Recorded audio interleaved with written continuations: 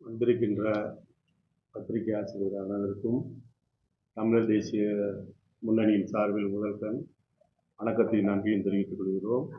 இப்பொழுது தமிழர் தேசிய முன்னணியின் நிறுவன தலைவரும் உலகத் தமிழர்களின் ஒப்பற்ற தலைவர் ஐயா பழ நெடுமாறன் அவர்களும் தமிழ் மாநில தமிழர் தேசிய முன்னணியின் மாநில தலைவரும் சேப்பா முத்தமிழ்மணி அவர்களும் இப்பொழுது உங்கள் உரை நிகழ்த்துவார்கள்.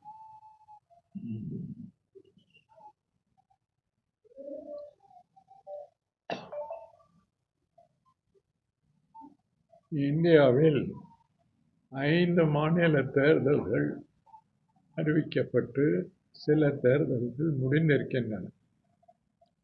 மேற்கு வங்காளம், தமிழ்நாடு ஆகியவற்றின் தேர்தல் இனிமேல் தான் நடைபெற இருக்கிறது. இந்த தேர்தல் கால சூழ்நிலையில் அவசரமாக நம்முடைய நாடாளுமன்றத்தை இந்திய அரசு கூட்டியிருப்பது ஏன்? நாடாளுமன்றத்தில் இந்திய அரசு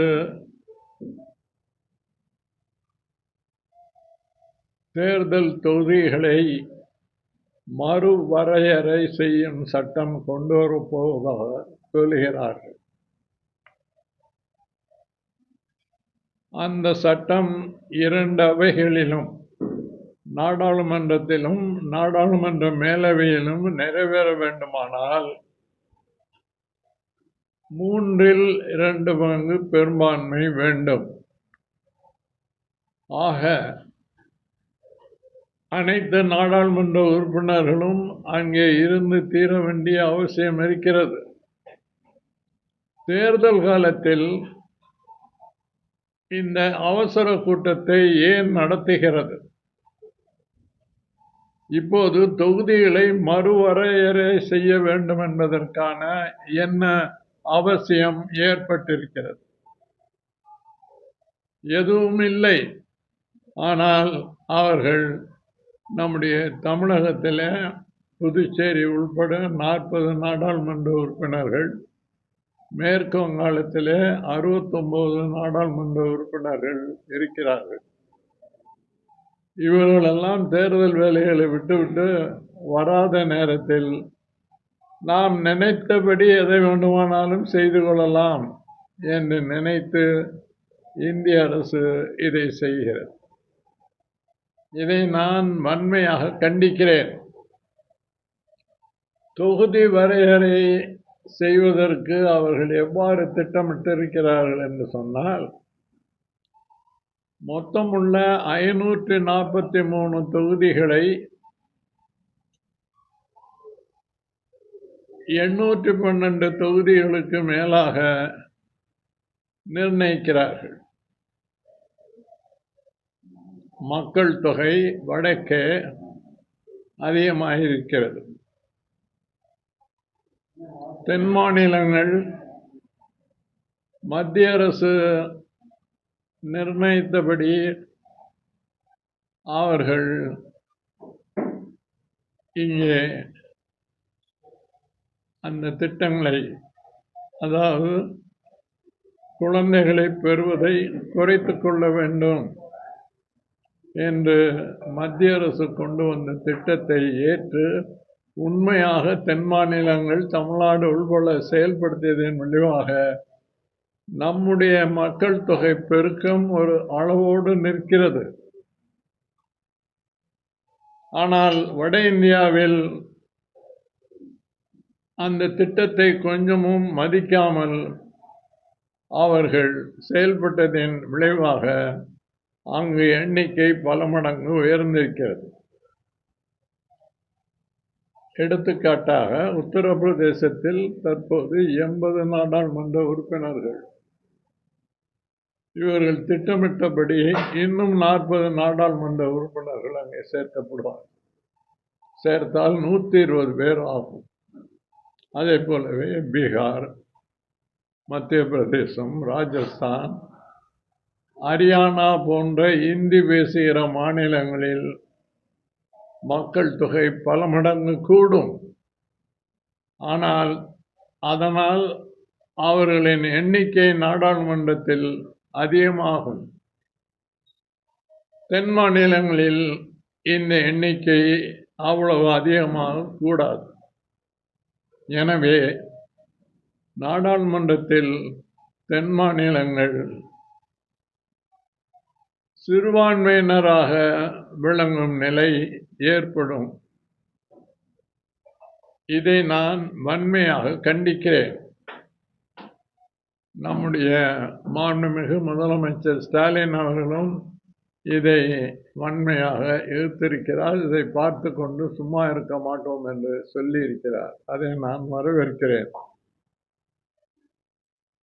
இதை போல அவர்கள் திட்டமிட்டு செய்வார்களே ஆனால்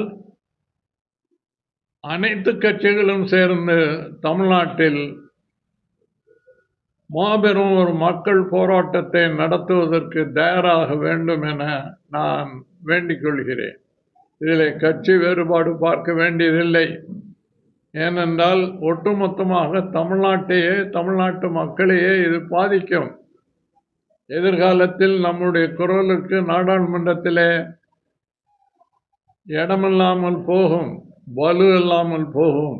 எனவே இந்த தீய திட்டத்தை எதிர்த்து போராடுவதற்கு எல்லா கட்சிகளும் தோளோடு தோள் நின்று போராட வேண்டும் என்று நான் வேண்டிக் கொள்கிறேன். இன்னொரு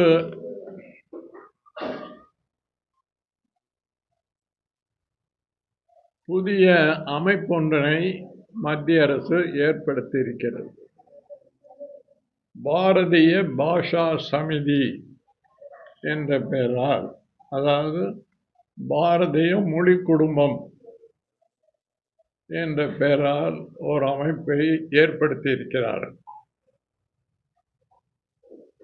இந்த அமைப்பு அதன் நோக்கம் என்ன? இந்தியாவில்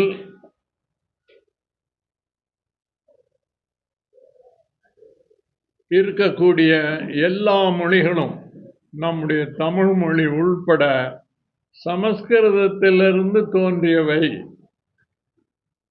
என்பதை நிலைநிறுத்துவதற்காக இந்த அமைப்பை ஏற்படுத்தியிருக்கிறார்கள்.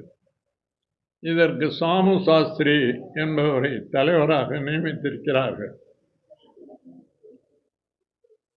மொழியியல் அறிஞர்களும் நமது நாட்டை சேர்ந்தவர்கள் மட்டுமல்ல, மேனாட்டு மொழியியல் அறிஞர்களும் நமது நாட்டு மொழியியல் அறிஞர்களும் இந்தியாவில் உள்ள பல்வேறு மொழிகளை 5 மொழி குடும்பங்களாக பிரித்திருக்கிறார்கள். இந்திய ஆரிய மொழி குடும்பம்,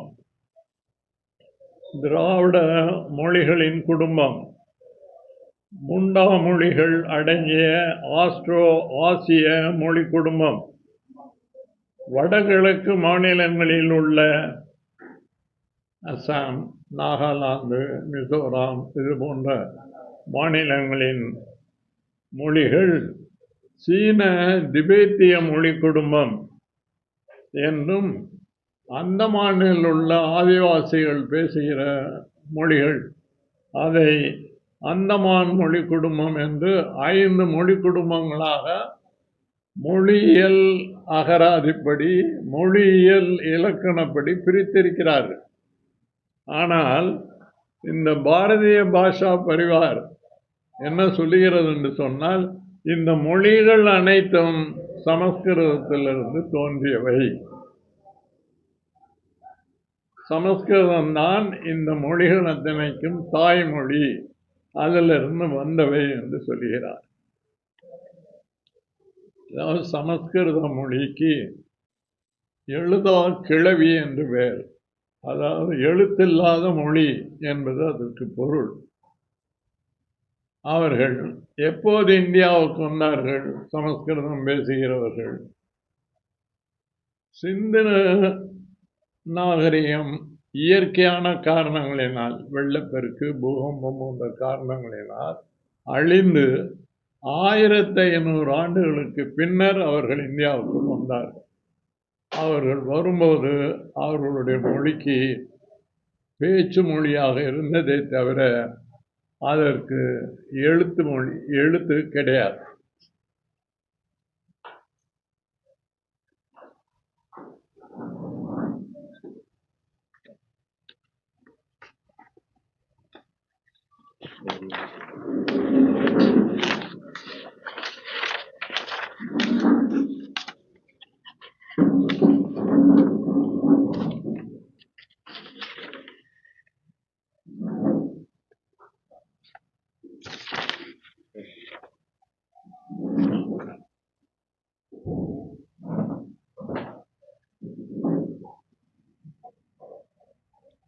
A new frame of linguistics ஒரு புத்தகம் ஆங்கிலத்தில் தயார் செய்திருக்கிறார். 376 பக்கம் கொண்ட இந்த நூலில் மொழியியல் இலக்கணப்படி எப்படி இந்த மொழிகள் எல்லாம் சமஸ்கிருதத்திலிருந்து பிறந்தவை என்பதற்கு காரண காரியங்கள் கூறப்பட வேண்டும். ஆனால் எந்த காரண காரியமும் இல்லாமல் இந்த சமஸ்கிருதமே தாய்மொழி என்ற கொள்கையை இவர்கள் இந்தியா முழுவதும் மட்டுமல்ல உலகம் முழுவதும் பரப்புவதற்காக நூல்களை தயார் செய்திருக்கிறார்கள். அது மட்டுமல்ல, இந்திய அரசின் நேரடி கட்டுப்பாட்டில் உள்ள மத்திய பல்கலைக்கழகங்கள் இந்தியா பூராவும் இருக்கின்றன. நமது மாநிலத்தில் திருவாரூரில் இருக்கிறது. அத்தகைய மத்திய பல்கலைக்கழகங்கள் ஐஐடி மத்திய அரசாங்கத்தின் கட்டுப்பாட்டுக்கு உட்பட்டது. அந்த அமைப்புகளிலெல்லாம் கடந்த ஓராண்டு காலமாக மாணவர்கள் நடுவிலே இந்த சமஸ்கிருதத்திலிருந்து தான் இந்திய மொழிகள் அனைத்தும் பிறந்தன என்ற கொள்கையை பரப்புகிற எல்லா இடங்களிலும் அவர்கள் கருத்தரங்குகளை நடத்தி முடித்து விட்டார்கள். இந்த தேர்தல் முடிந்த பிறகு மாநில அரசுகளின் கட்டுப்பாட்டில் இருக்கக்கூடிய பல்கலைக்கழகங்கள், கல்லூரிகள், தனியார் கல்லூரிகள் போன்றவற்றுக்கும் இந்த கருத்தரங்குகளை நடத்துவதற்கு திட்டமிட்டிருக்கிறார்கள். கட்டாயமாக நடத்தி ஆக வேண்டும் என்று அவர்கள் உத்தரவு போட்டிருக்கிறார். ஆக ஒரு பெரிய தீமையை, ஒரு பொய்மையை எதிர்த்து நிற்க வேண்டிய கடமை நமக்கு இருக்கிறது. தமிழ் எவ்வளவு மிக பழமையான மொழி என்பது உலகம் ஏற்றுக்கொண்டிருக்கிறது. சிந்து வெளி நாகரிகமும் நம்முடைய தமிழர் நாகரிகத்திற்கும் இடையே உள்ள இடைவெளி மிக குறைந்து விட்டது. கீழடி ஆய்வில் சிந்து வெளி முத்துரைகள் எல்லாம் கிடைத்திருக்கின்றன. ரெண்டும் கிட்டத்தட்ட சமகால நாகரிகம் என்பது உறுதியாக இருக்கிறது. கிமு 6ஆம் நூற்றாண்டிற்கு முற்பட்ட நாகரிகம் கீழடி நாகரிகம் என்பது இதுவரை கண்டுபிடித்ததிலிருந்து தெரிகிறது. ஆக இந்த நாகரிக மொழியான தமிழ் சமஸ்கிருதத்திலிருந்து கிடைத்தவை என்று சொல்வதை போன்ற அபத்தம் வேறு எதுவுமே கிடையாது. ஆனால் அவர்கள் எதை பற்றியும் கவலைப்படவில்லை. இதை எப்படியும் நிலைநாட்டியே தீர்வதென்று தீவிரமாக ஈடுபட்டிருக்கிறார். மொழியியல்படி எந்த ஆதாரமும் கொடுக்கவில்லை. பண்பாட்டு ரீதியாக சொல்லுகிறார். என்ன சொல்லுகிறார் என்று சொன்னால், ராமாயண கதை எல்லா மொழிகளிலும் இருக்கிறது. முதலில் வால்மீகி தான் ராமாயணத்தை சமஸ்கிருதத்தில் எழுதினார். பிறகுதான் எல்லா மொழிகளிலும் ராமாயணம் இருக்கிறது. ஆகவே சமஸ்கிருதத்திலிருந்து தான் எல்லா மொழியும் வந்தது என்று ஒரு அபத்தமான கதையை சொல்லுகிறார். வால்மீகியின் ராமாயணம் மற்றும் கம்பனின் ராமாயணம் ரெண்டையும் ஒப்பிட்டு பார்த்தால் ஏராளமான வேறுபாடுகள் இருக்கின்றன. எல்லாருக்கும் தெரியும். கம்பன் வடமொழி பண்பாட்டுப்படி இருந்ததையெல்லாம் தூக்கி எறிந்து விட்டு தமிழ் பண்பாட்டுக்கு என்னங்க அவன் படைத்தான். உதாரணத்துக்கு ஒன்றை சொல்லுகிறேன். லக்ஷ்மணன் என்ற பெயர் கம்மன் இலக்குவன் என்று சொன்னார். கும்பகர்ணன் என்பது சமஸ்கிருத பெயர், கம்மன் கும்பகர்ணன் என்று சொன்னார். இப்படி நிறைய சொல்லிக்கொண்டே போகலாம், நேரமாகும். ஆக ராமாயணம் தோன்றியதன் அடிப்படையில் எல்லா மொழிகளுக்கும் தாய்மொழி சமஸ்கிருதம் என்று சொல்வதை போன்ற அபத்தம் வேறு எதுவுமே இல்லை. நான் சொல்ல போனால் ஹோமர் என்ற கிரேக்க நாட்டு பெருங்கவிஞன், அவன் எழுதிய இலியட், அந்த கதையும் ராமாயண கதையும் ஒன்றுதான். வாவேசு ஐயர் அவர்கள் உங்களுக்கு தெரியும், சுதந்திர போராட்ட தியாகி படம் கூட இங்கே இருக்கிறது. அவர் அதை எழுதியிருக்கிறார். ஹோமரின் இலியட்டும் வால்மீகியின் ராமாயணமும் ஒரே கதை தான். அங்கிருந்து தான் இது வந்திருக்க வேண்டும் என்று அவர் சொல்லுகிறார், மற்ற அறிஞர்கள்லாம் சொல்லுகிறார்கள். ஆனால் இவர்கள் ஒரு பச்சை பொய்யை அதிகாரம் கையில் இருக்கிற காரணத்தினால் மெய்யாக்குவதற்கு முயற்சி செய்கிறார். இதை நாம் அனுமதிக்க கூடாது. இதை எதிர்த்து போராட வேண்டும் என்று வேண்டிக் கொள்கிறேன். அடுத்தது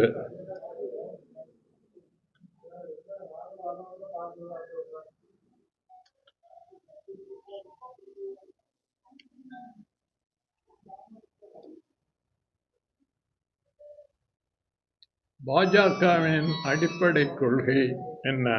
ஒன்று, இந்து ராஷ்டிரா, அதாவது இந்து அரசு.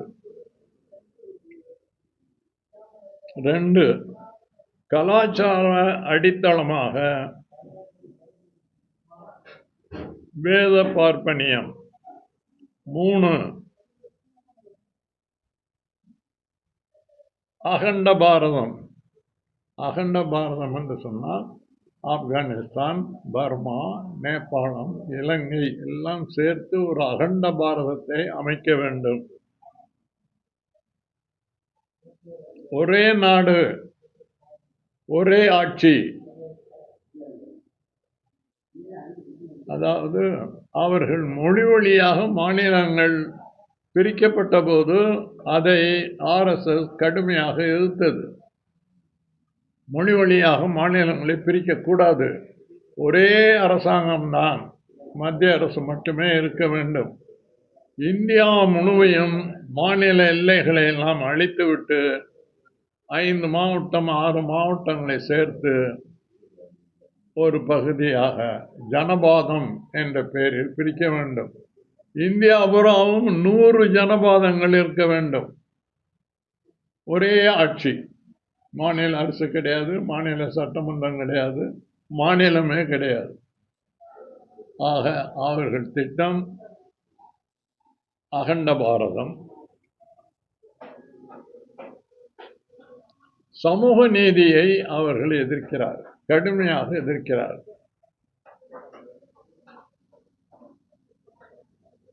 பிறப்பினால் ஏற்றதாழ்வு கிடையாது என்பது தமிழர் கொள்கை. ஆனால் அவர்கள் பிறப்பினால் ஏற்றதாழ்வு உண்டு என்று சொல்கிறார்கள். 2வது, பெண் விடுதலைக்கு அவர்கள் முற்றிலும் எதிரானவர்.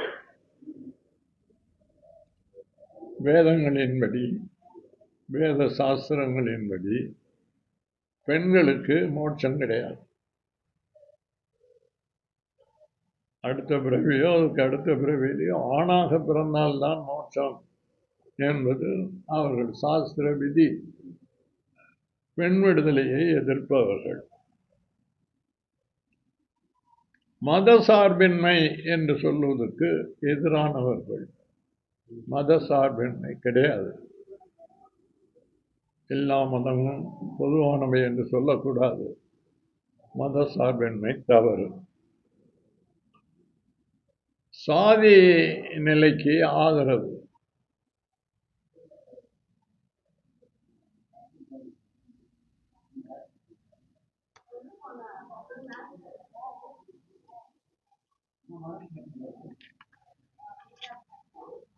இதுதான் அவர்களின் திட்டம். அதை நோக்கி நாட்டை நகர்த்துவதற்கு முயற்சி செய்கிறார்கள்.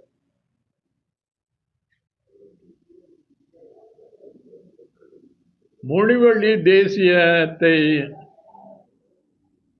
அழிப்பதில் அவர்கள் தீவிரமாக இருக்கிறார்கள். உலகமயமாக்கல் கொள்கையை ஏற்றுக்கொண்டவர்கள்.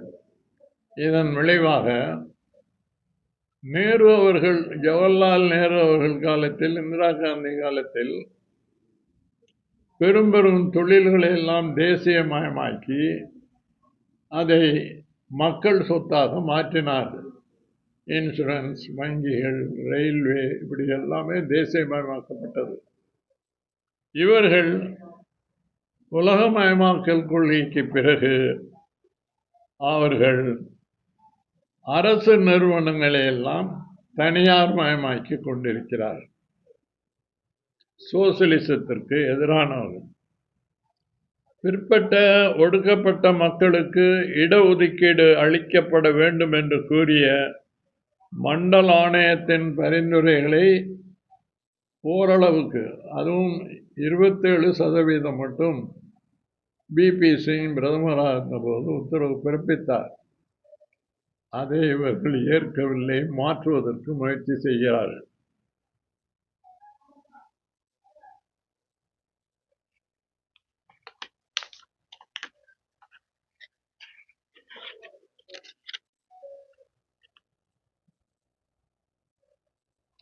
இந்தியாவின் அரசியல் சட்டத்தையே இவர்கள் ஏற்கவில்லை. RSS தலைவராக இருந்த குருஜி கோல்வால்கர் அரசியல் சட்டம் நிறைவேற்றப்படும் என்ன சொன்னார்? நாங்கள் இந்த சட்டத்தை ஏற்க மாட்டோம், நாங்கள் ஆட்சிக்கு வந்தால் இந்த சட்டத்தை தூக்கி எறிவோம் என்று வெளிப்படையாகவே இருந்தார். இன்னமும் அவர்கள் அந்த மனப்பான்மையிலேயே தான் இருக்கிறார்கள்.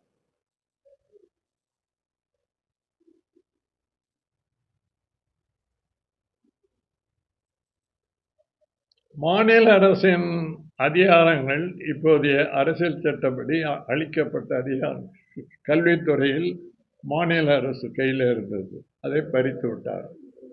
நீட் தேர்வை திணித்திருக்கிறார். இப்படி நிறைய சொல்லலாம். மத்திய அரசாங்கம் எதை எதை பறித்தது என்பதையெல்லாம் நாம் எண்ணி பார்க்க வேண்டும். இன்னொரு பேராபத்து நம்மை எதிர்நோக்கி இருக்கிறது. இந்தியா விடுதலை பெறுவதற்கு முன்னால் 1920ஆம் ஆண்டு காந்தியடிகள் காங்கிரஸ் தலைவர் பொறுப்பை ஏற்றபோது அவர் இந்தியா சுதந்திரம் பெற்றவுடன் மொழி வழியாக மாநிலங்கள் பிரிக்கப்படும், இப்போது நாம் அடிமை நாடாக இருக்கிற காரணத்தினால் அதை செய்ய இயலாது, ஆனால் காங்கிரஸ் கட்சியை மொழி வழியாக பிரிப்போம் என்று பிரித்தார். சென்னை மாகாணம் என்று இருந்தது. அதில் ஆந்திர மாநில காங்கிரஸ், தமிழ்நாடு காங்கிரஸ், கர்நாடக காங்கிரஸ், மலபார் காங்கிரஸ் என்றெல்லாம் பிரித்தார். இந்தியா பூராவும் மொழி வழியாக காங்கிரஸை பிரித்துதான் அவர் இயக்கினார்.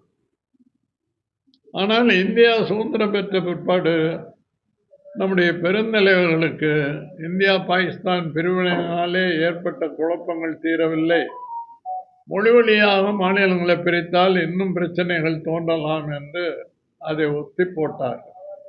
ஆனால் மக்கள் கிளர்ந்து போராடினார்கள். ஆந்திராவில் பொட்டி ஸ்ரீராமுலு உண்ணாவிரதமிருந்து உயிர் நீத்தவுடன் ஆந்திர மக்கள் கொதித்தெழுந்தார்கள். வெளியாக ஆந்திரம் பிரித்து கொடுக்கப்பட்டது. அதற்கு பின்னால் வரிசையாக மொழி வழி மாநிலங்கள் பல போராட்டங்களுக்கு பின்னாலே பிரித்து கொடுக்கப்பட்டது. இப்போது கூட பீகாரில் ஒரு புறம் போஜ்புரி மொழி பேசுகிறார்கள், இன்னொரு பக்கம் மைதிலி மொழி பேசுகிறார்கள். மைதிலி என்றால் சீதை பேசிய மொழி என்று. எங்களுக்கு தனி மாநிலம் வேண்டும் என்று கேட்கிறார்கள், கொடுக்க மாட்டேன் என்று சொல்கிறார்கள். இன்னும் மொழிவழி பிரச்சனை ஓயவில்லை. ஆக மொழி வழியாக மாநிலங்களை பிரித்ததை RSS அமைப்பு ஏற்றுக்கொள்ளவில்லை. நாங்கள் வந்தால் அவ்வளவையும் அழித்துவிட்டு 100 ஜனபாதங்களை உருவாக்கி ஒரே ஆட்சி ஒரே நாடு என்ற திட்டத்தை செயல்படுத்துவோம் என்று சொல்லுகிறவர்கள். ஒரே நாடாக அவர் இதை ஆக்க வேண்டும் என்பதற்கு முக்கியமான காரணங்களில் ஒன்று இந்திய பெருமுதலாளிகள், உலக பெருமுதலாளிகள். இந்தியா 30 மாநிலங்களுக்கு இருந்தால் அவர்கள் தொழில் தொடங்குவதற்கு ஒவ்வொரு மாநிலமாக போய் அந்த மாநில அரசை அனுமதி பெற வேண்டும். ஒரே ஆட்சி என்றால் அவர் இந்தியாபுரம் சுரண்டுவதற்கு சுலபமாக அனுமதி பெற்று விடுவார்கள். அந்த நோக்கமும் அவர்களுக்கு இருக்கிறது. அதை நாம் பார்க்கிறோம். அம்பானி, அதானி போன்ற பெருமுதலாளிகள் எப்படி தோன்றினார்கள், குறுகிய காலத்தில் அவர்களின் வளர்ச்சி எப்படி என்பதெல்லாம் மக்களுக்கு தெரியும்.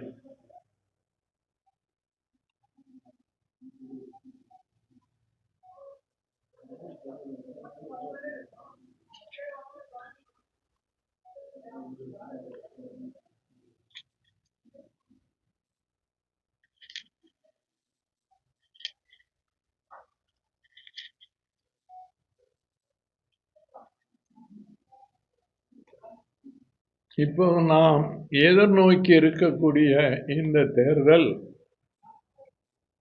கடந்த காலத்தில் நாம் சந்தித்த தேர்தல்களை போன்றதல்ல. ஏதோ ஒரு புதிய ஆட்சியை அமைத்தல் அல்லது முந்தைய ஆட்சியை நீடிக்க செய்தல் என்பது மட்டுமல்ல.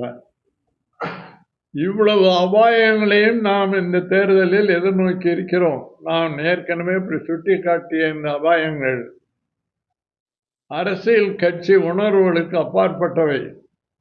தமிழர்களுக்கு, தமிழ்நாட்டுக்கு இதனால் பேரபாயம் வெளியே இருக்கிறது என்பதை மனதில் கொண்டு அதற்கேற்றபடி மக்கள் வாக்களிப்பதற்கு முன்வர வேண்டும். இல்லாவிட்டால் அந்த அபாயங்களின் விளைவாக நம்முடைய தாய்மொழியான தமிழ் மட்டும் அழிவதல்ல, நம்முடைய பண்பாடு, நாகரிகம் எல்லாமே அழியக்கூடிய நிலை ஏற்பட்டுவிடும். ஆக இதையெல்லாம் மனதில் கொண்டு அதை எதிர்த்து நிற்கிற திமுக கூட்டணிக்கு நீங்கள் வாக்களித்து வெற்றி பெற செய்வதன் மூலம் இந்த அபாயங்களை தடுத்து நிறுத்த வேண்டும் என்று மக்களை நான் பணிவன்புடன் தமிழர் தேசிய முன்னணியின் சார்பில் வேண்டிக் கொள்கிறேன்.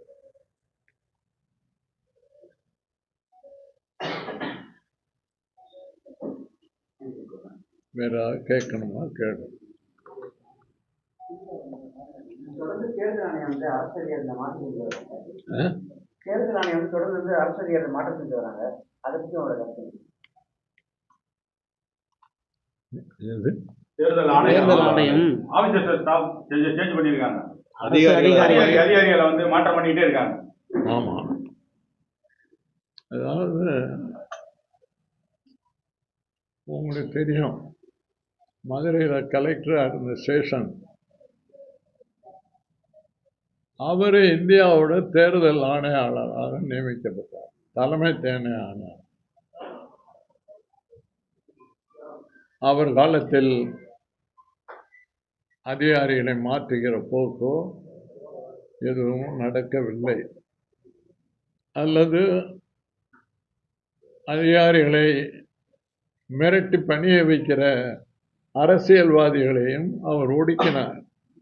நேர்மையாக தேர்தலை இந்தியாவுராவும் நடத்தினார் சேஷன்.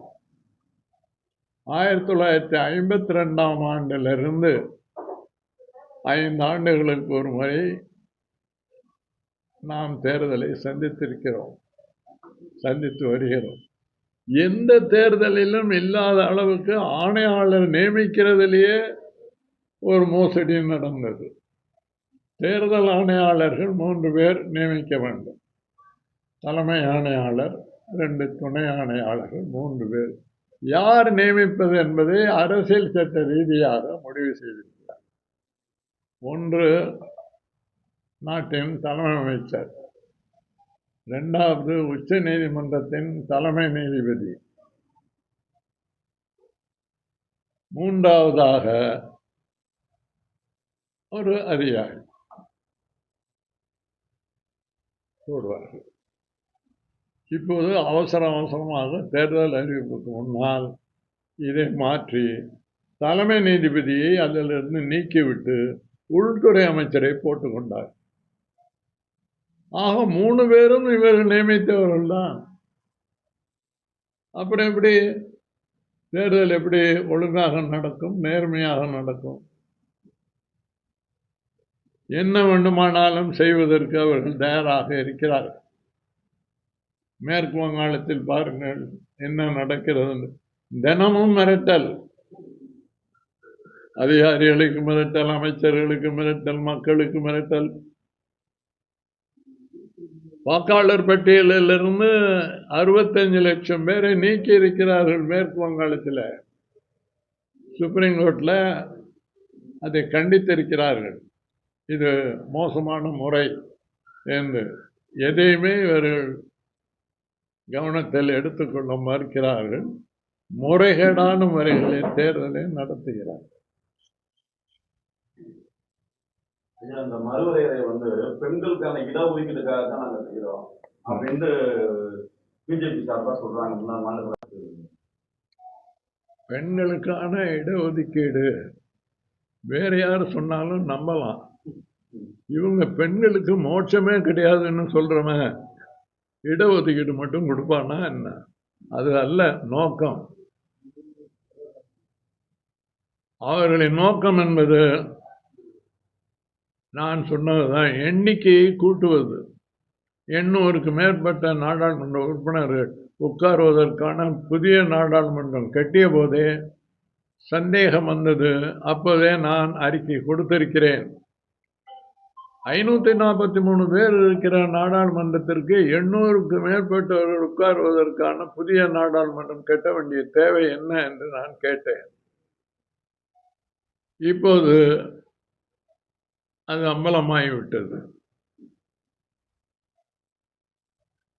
நாடாளுமன்ற தொகுதிகளை கூட்டுவது அவர்களின் நோக்கம். அதை மறைப்பதற்காக நாங்கள் பெண்களுக்கு 33% இடம் கொடுக்கிறேன் என்று சொல்லுகிறார். பெண்களுக்கு நியாயமாக பாதிக்கு பாதி இடம் கொடுக்க வேண்டும். மக்கள் தொகையிலே பாதி பேர் இருக்கிறார்கள் பெண்கள். பாதிக்கு பாதி இடம் கொடுத்தாலும் நாங்கள் வரவேற்போம், எதிர்க்க மாட்டோம். ஆனால் அவர்கள் நோக்கம் அது அல்ல. அவர்கள் நோக்கம் தொகுதி வரையறை என்ற பெயரால் 800க்கு மேற்பட்ட தொகுதிகளை உருவாக்கி, அதுவும் இந்தி பேசுகிற மாநிலங்களுக்கு மட்டுமே அங்கே ஒரு கட்சி ஜெயித்தாலே போதும், அவர்கள் ஆட்சி அமைத்து விடலாம். மற்ற மாநிலங்களின் மக்களின் தயவு அவர்களுக்கு தேவையே இல்லை. இந்தி பேசுகிற மாநிலங்களின் எண்ணிக்கையை உயர்த்தி அதன் மூலம் நிரந்தரமான ஒரு ஆட்சியை கைப்பற்றுவதற்கு முயற்சி செய்கிறார்.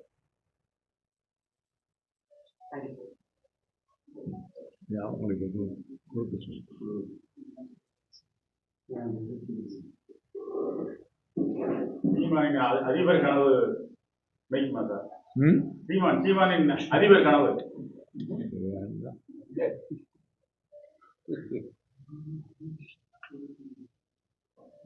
அதுக்கு இப்போ